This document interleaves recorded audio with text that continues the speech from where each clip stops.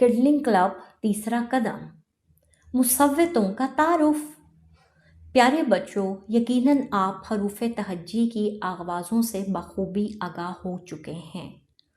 आप जानते हैं कि हर्फ की आवाज़ दूसरे हर्फ की आवाज़ से मुख्तलिफ होती है।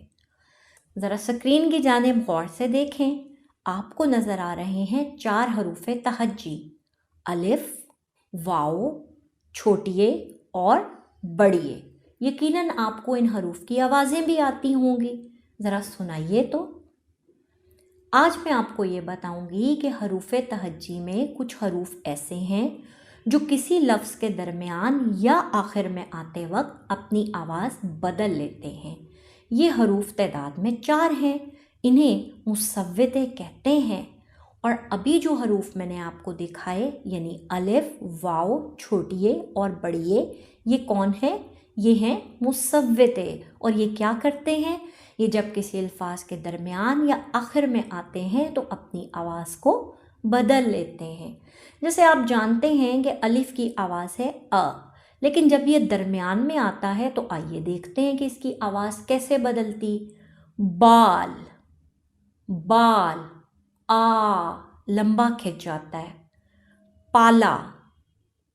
अब वाव को देखते हैं। वाव जब दरमियान में आता है तो ये बनता है बोल, और जब आखिर में आता है तो दो।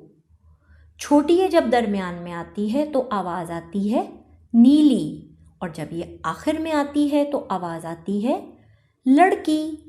बड़ी जब दरमियान में आता है तो इसकी आवाज़ है सेब, और अगर ये आखिर में आए तो इसकी आवाज़ है लड़के।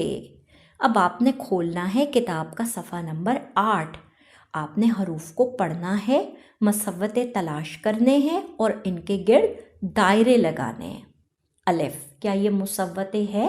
जी हाँ। अलिफ मदा आ नहीं, दाल नहीं, रे नहीं, सीन नहीं। अब अगले हरूफ जो हैं वो आपने खुद से देखने हैं, पढ़ने हैं, और अगर ये मुसव्वते हुए तो इनके गिर्द आपने दायरा लगाना है।